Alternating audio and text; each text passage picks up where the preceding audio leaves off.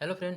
बिहार में अभी हाल ही में बिहार पुलिस में 3 तरह की वैकेंसी आ चुकी है। पहला है मध्य निषेध सिपाही की, दूसरा है कक्षपाल की और तीसरा है चलन दस्ता सिपाही की। आप लोग यहाँ पे देख सकते हैं तीनों यह वैकेंसी और टोटल पोस्ट यहाँ नीचे दिया हुआ है। टोटल कितनी 1400 सॉरी 4128 वैकेंसी पर टोटल वैकेंसी आई हुई है, जिसमें मध्य निषेध सिपाही की 1603 पोस्ट है, कक्षपाल की 2417 पोस्ट है और चलन दस्ता सिपाही की 108 पोस्ट है। आप लोग यहाँ पे देख सकते हैं, यहाँ पर है ये सब वैकेंसी। चलिए आगे देखते हैं कौन सी कैटेगरी में कितनी वैकेंसी आई हुई है। तो यहाँ पे आप लोग जाइएगा, तो ये मध्य निषेध सिपाही के लिए है, गैर आरक्षित में है 678 है पुरुषों के लिए और 237 महिलाओं के लिए है। इसी प्रकार आगे यहाँ सब कैटेगरी वाइज वैकेंसी दी हुई है। आइए आगे देखते हैं। टोटल मध्य निषेध सिपाही की टोटल 1603 वैकेंसी आई हुई है, जिसमें से 544 महिलाओं के लिए आरक्षित है। आइए आगे देखते हैं। फिर यहाँ पे कारा एवं सेवाओं निरीक्षण, यहाँ पे आप देख सकते कारा एवं सुधार सेवाएं निरीक्षण गृह कारा कक्षपाल के लिए कितनी वैकेंसी है। तो कक्षपाल के लिए कुल यहाँ पे दी हुई है, कक्षपाल के लिए कुल यहाँ पे टोटल 1600 कुछ पोस्ट है, 2417 वैकेंसी है कक्षपाल के लिए। आप लोग यहाँ पे देख सकते हैं। फिर आगे चलन दस्ता सिपाही के लिए है। चलन दस्ता सिपाही के लिए कुल 108 पद हैं, जो कि यहाँ पे सब दिए हुए हैं। तो चलिए आगे देखते हैं। भाई आवेदन पात्रता इसमें दिया हुआ है। अब आते हैं शारीरिक मानदंड पर। तो शारीरिक मापदंड पर गैर आरक्षित पिछड़ा वर्ग के पुरुष अभ्यर्थियों के लिए 165 सेंटीमीटर की ऊंचाई है और 81 सेंटीमीटर न्यूनतम सीना है और फुलाकर 86 सेंटीमीटर, मतलब 5 सेंटीमीटर आपको सीना फुलाना है यहाँ पे। और बाकी सब यहाँ पे देख सकते हैं अलग अलग कैटेगरी के लिए यहाँ पे सब दिया हुआ है। आप लोग ये सब देख सकते हैं।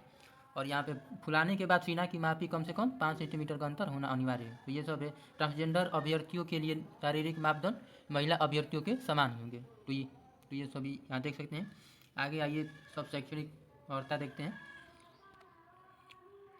यहाँ है मध्य निषेध सिपाही और चलन दस्ता सिपाही पद के लिए शैक्षिक अर्हता इंटरमीडिएट और बिहार राज्य का मदरसा बोर्ड द्वारा निर्गत मौलिक प्रमाण पत्र अथवा बिहार राज्य के संस्कृत बोर्ड, ये सब है शैक्षणिक अर्हता। और यहाँ पे कक्षपाल के लिए भी है, कक्षपाल के लिए भी इंटरमीडिएट ही मांगा जा रहा है। और ये सब है।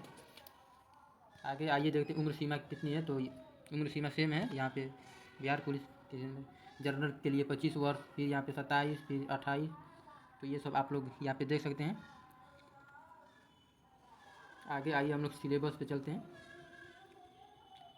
ये सब दिया हुआ है सिलेबस, सूची जाति यहाँ पे कोड दिया हुआ है।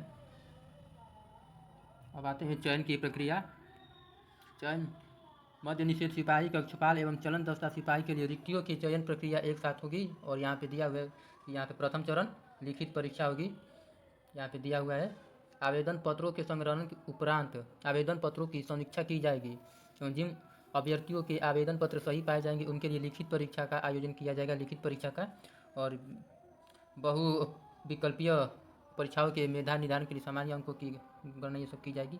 और आते हैं यहाँ पे सिलेबस दिया हुआ है। सिलेबस आप लोग देख सकते हैं। सिलेबस में 10वीं कक्षा अथवा समकक्ष स्तर का लिखित परीक्षा में हिंदी, अंग्रेजी, गणित, सामाजिक विज्ञान, इतिहास, भूगोल, नागरिक शास्त्र, अर्थशास्त्र, विज्ञान। तो ये सब है इसका सिलेबस, आप लोग अच्छे से देख लीजिएगा। लिखित परीक्षा 100 अंकों की होगी। 2 घंटे के एक प्रश्न में कुल 100 प्रश्न होंगे, जिसमें प्रत्येक सही उत्तर के लिए 1 अंक दिया जाएगा। परीक्षा OMR शीट आधारित होगी।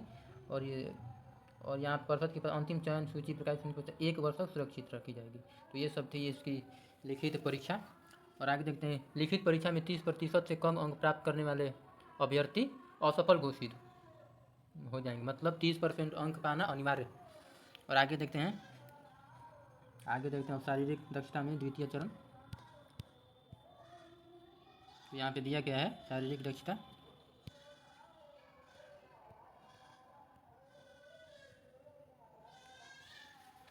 शारीरिक दक्षता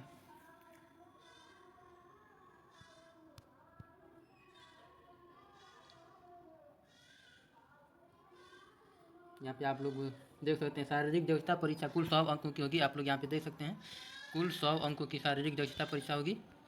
यहाँ पे 100 अंकों की होगी और यहाँ पे सब मापी जाएगी। शारीरिक जो है दौड़ अधिकतम 50 अंकों का होगा, जिसमें 5 मिनट से कम के लिए 50 अंक होंगे, 5 से 5:20 तक 40 अंक होंगे। और यहाँ पे देख सकते हैं 5 मिनट 5:20 से 5:40 तक 30 अंक होंगे और 5:40 से 6 मिनट तक 20 अंक होंगे। और 6 मिनट से अधिक समय लेने वाले अभ्यर्थियों को असफल घोषित कर दिया जाएगा। तो ये था पुरुषों के लिए। और यहाँ पे महिलाओं के लिए भी दिया हुआ है 4 मिनट से कम के लिए 50 अंक, 4 से 4:20 तक 40 अंक, 4:20 से 4:40 तक 30 अंक और 4:40 से 5 मिनट तक यहाँ पे 20 अंक मिलेगा। और 5 मिनट से ज़्यादा समय लेने वाले अभ्यर्थियों को असफल घोषित कर दिया जाएगा। तो ये सब था। फिर आगे गोला फेंक।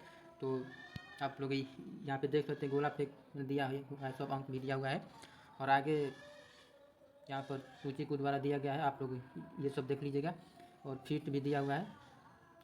अब तीसरा चरण होगा दस्तावेज सत्यापन होगा, सबसे लास्ट चरण। शारीरिक दक्षता परीक्षा में सफल अभ्यर्थियों के शैक्षणिक अर्हता, उम्र एवं आरक्षण दाव आदि से संबंधित दस्तावेजों का सत्यापन पासवर्ड द्वारा किया जाएगा। तो ये सब सत्यापन होगा और ये सत्यापन सबसे लास्ट में होगा। तीसरा चरण सबसे लास्ट में होगा, आप लोग यहाँ देख सकते हैं।